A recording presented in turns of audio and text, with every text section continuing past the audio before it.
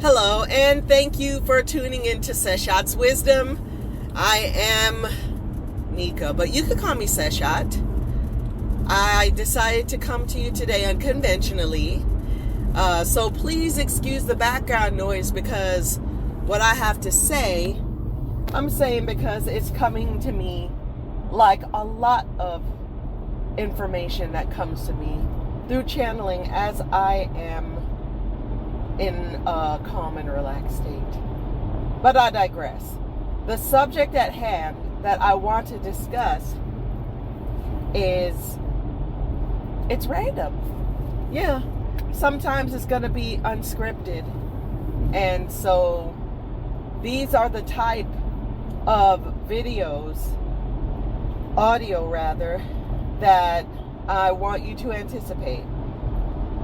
So it came to mind to discuss the role that angels have to play, but also too, this insight came to me due to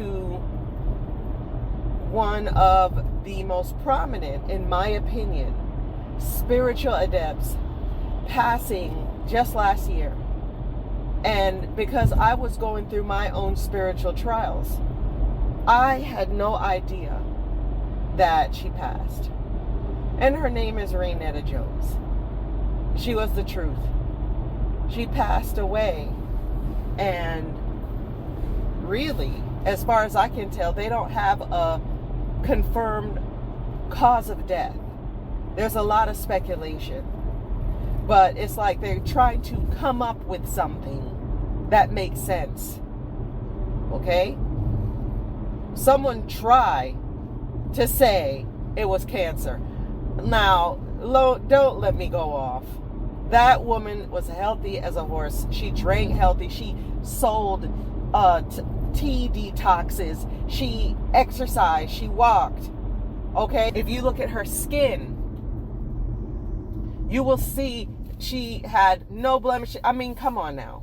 But I'm not going to get into that. Eventually, we're going to touch on that. But right now, I want to talk about what insight came to me, because as I'm catching up on her videos that I did miss, because she made a lot of videos that got deleted, but luckily I started following her from the jump when she was on the Lance Scurv show. But I digress. The topic at hand is inspired by a video she made where she was instructing individuals about how to open their Akashic Records, clean things out of it, add things to it, etc. Now remember, she is very, very, very advanced spiritually. In order for you to do anything of that nature, you must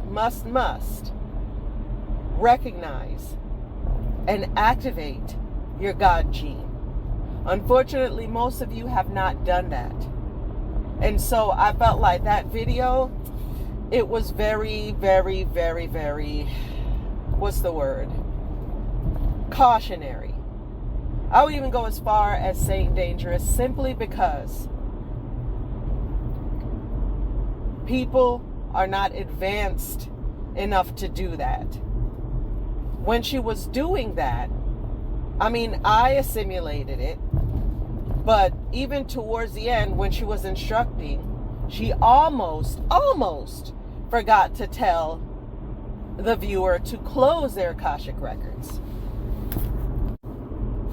Almost.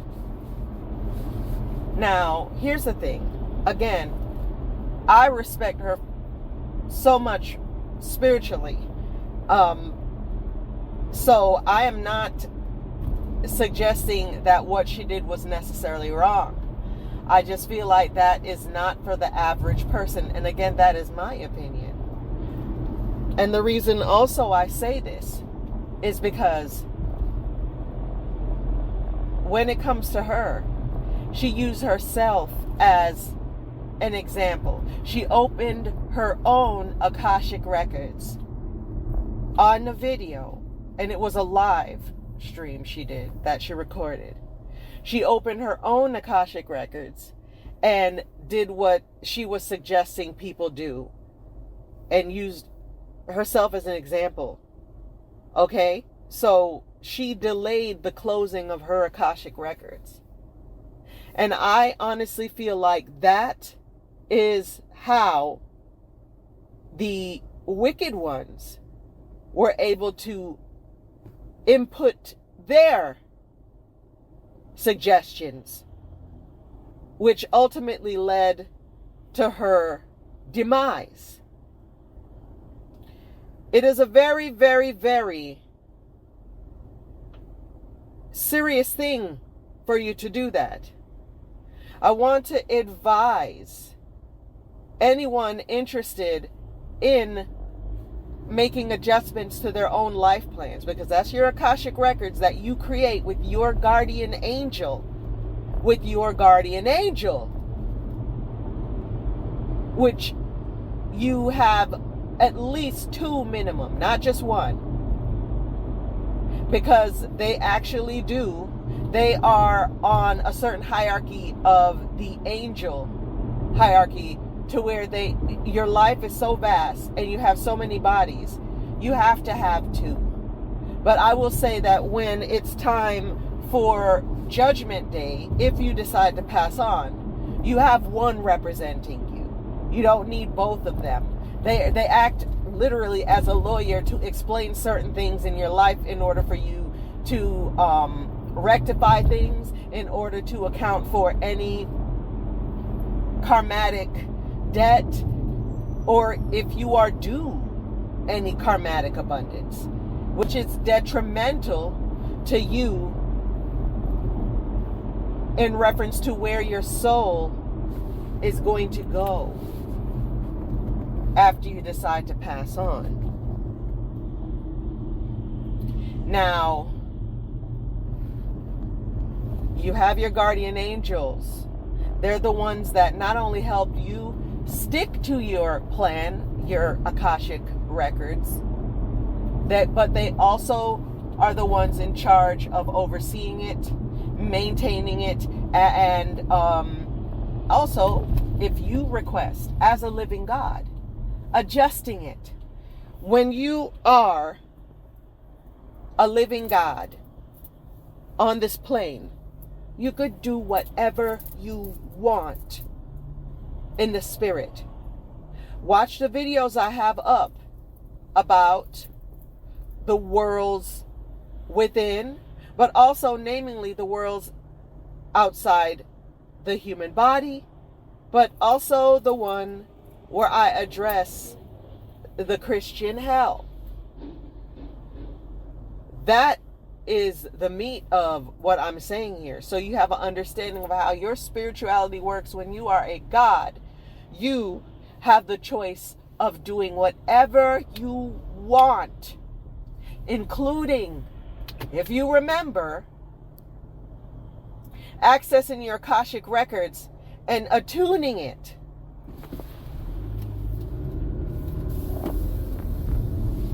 Okay?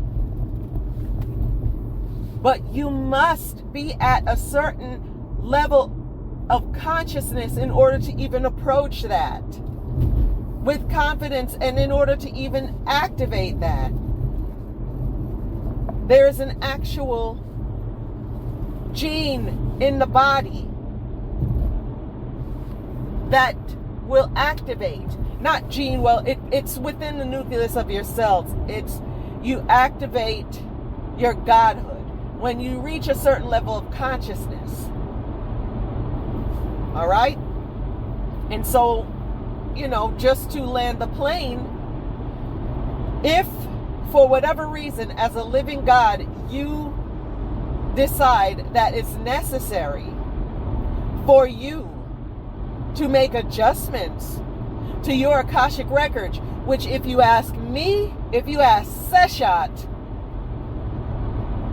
you should not do that. And I really don't care how advanced you are, because as we are living gods on this plane, we all had to remember who we are.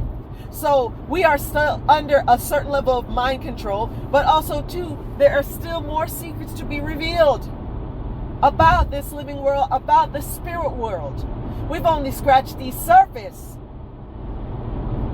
So I don't suggest anyone just freely opening their Akashic records and just input things in there, because your Akashic records are amongst the most complicated of all the written scripts in existence. It's very complicated and advanced, and you came from the most advanced state of being before you manifested into the body, to which you forgot all that you know, knew, past life, future lives, everything. That is amongst the many challenges of being a living God. Remembering. So here's what you do. Okay? If for whatever reason, as a living God, you decide that it's necessary to adjust something in your Akashic records, all right? Say, for instance, you feel like you're running into a spell of just bad luck. I don't really believe in luck, but, I just say that reference because that's one you're comfortable with. If you feel like something isn't right, if you feel like you need to rectify something that happened in your past that you feel like heavily affected your present, and you want to fix it, you must utilize your well, you can utilize an archangel, but what makes more sense is if you utilize your guardian angel. Some of you know them by name, some of you don't. If you don't, assign one. Say, I know that I have a guardian angel, and although I do not remember your name, I'm going to assign you one until I do. And then you assign them that name, and every time you're referencing them, you use that name. And so you say, okay, for example, if there was something you did in the past that you want to rectify, that you feel like affected your present, you consult your guardian angel. You said, I wish for both of us to transfer to the Akashic Records archives. I wish for you to communicate with the archangel of the library to retrieve my file. And then you sit for 3 minutes. You allow your guardian angel to do the work. The reason why I say 3 is because 3 is a very powerful number in the spirit world. And also, since really time only exists on this plane, you're giving the archangel and your guardian angel plenty of time to source your Akashic records, because there are many Akashic records, and you don't just have one. There are many volumes to your existence. This is not the first time you've manifested onto this plane as a living God. And so you have to give your guardian angel and the archangel over the Akashic records time to retrieve the right one. Now, the reason why I didn't give you the name of the archangel that is manning the Akashic records is because there are a couple. And so it's very complicated. So they may assign a certain archangel to a certain part of the Akashic Records libraries. What I'm saying is, it's like if you go to a store and you want to speak to customer service, you might not always get to speak to the same person, but everyone is trained the same way and can help you just the same. And so that's why you don't want to specify the archangel that is going to help your guardian angel retrieve the right records, because you never know which one is quote unquote on the clock, right? So if you specify a certain archangel, all right, I'm just going to throw a popular archangel out there who has access to those records. Archangel Michael. If you specify him, then you're going to, well, not Archangel Michael. He's, I'm not going to say Archangel Michael. He has the power to do a lot, but it's better to go with the angel that is responsible for the Akashic Records. I want to say it's Archangel Uriel, but again, I have to confirm that because it's like off the top of my head, you know? Anyway, so say for instance, it's him. If at any moment that particular angel can't be accessed for the Akashic Records, or is not the new angel phylum that's overseeing the Akashic Records, then that could make things tricky and it can delay the results that you want. Okay? Because angels move around. All right? And the thing about Akashic Records angels is that they are specifically assigned to the Akashic library. All right? They don't move. And so you want to be sure you address, or you want to make sure that you make it general. You say the angel that resides over the Akashic Records library that holds my records. You don't want to, like, your guardian angel can have a specific name, but not the one over the library, because they will stick to what you request, and they will make sure they retrieve the correct angel, and that angel might not be the one. But you see, it's like automatic. They're just communicating. They got to do what you say.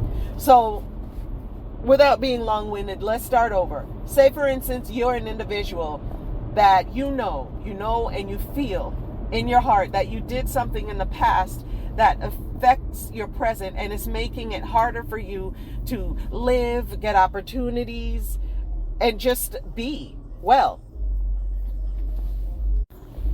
You say, guardian angel, or the name of your angel, I request your assistance. I wish to make an adjustment to my Akashic Records. I wish for you to go to the Akashic archives and request the assistance of the angel overseeing the archive to retrieve my record so that you may make the adjustments that I request. Then you wait 3 minutes. After the 3 minutes pass, you then start talking to your guardian angel about what you wish to be inserted or rectified or fixed. If it's the past, you say, this is what happened and I want to do this in the past instead of that, in that moment. Or if it's something you want to insert, you say, I would like for you to insert this experience in my life. Or you can even banish a tough spell in your life, a tough time in your life.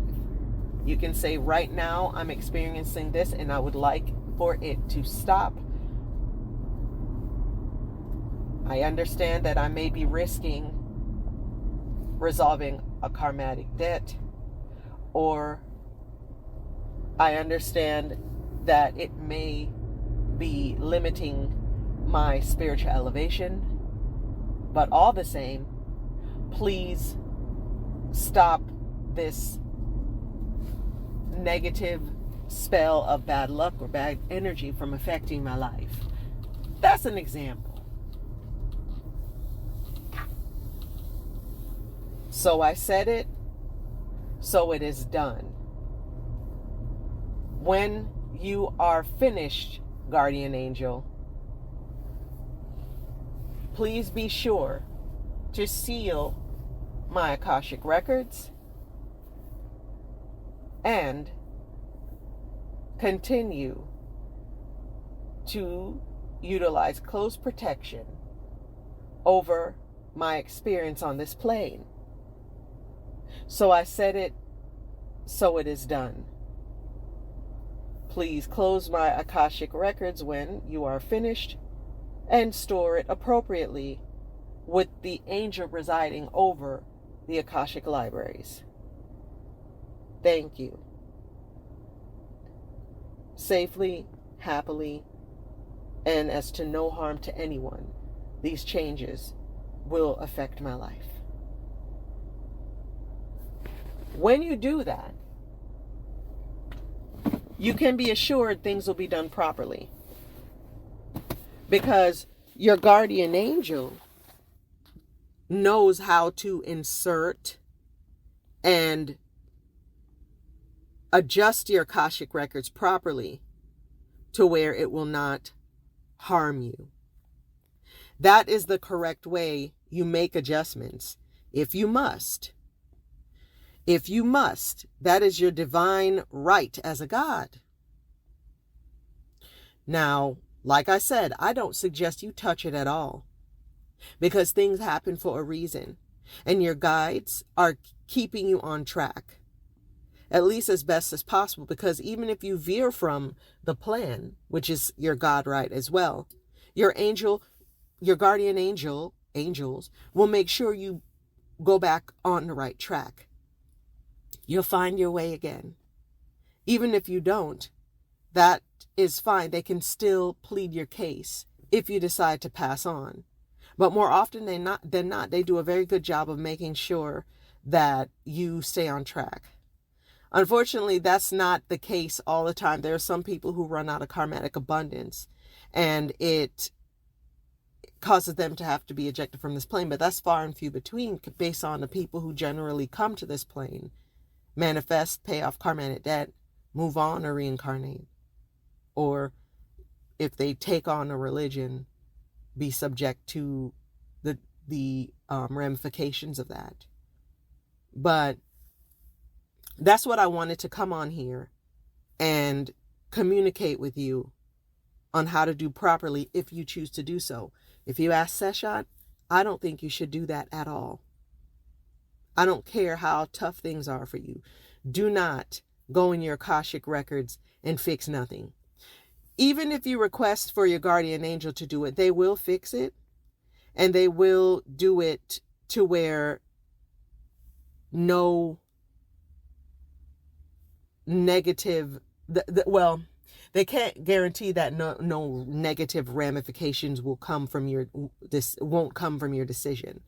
They just have to do what you say. But what they will do is make sure that they insert it to your best benefit, but also that no negative entities can intervene and interject their own suggestions. See, when you incorporate your guardian angel, which if you watch the video that Rainetta made, and I'll do my best to source it and link it, she did say certain things verbally, but there was a moment where she was explaining something to her audience. And unfortunately, her Akashic Records was open for a while. And, of course, in her instruction, she did not incorporate her guardian angel. I don't remember her doing that. Your guardian angel is there to guide and protect. And so, of course, if they're the ones that go and make the adjustments, no negative entities is going to be able to do anything, because negative entities cannot come near guardian angels, or angels for that matter, because they vibrate too high and it will destroy them.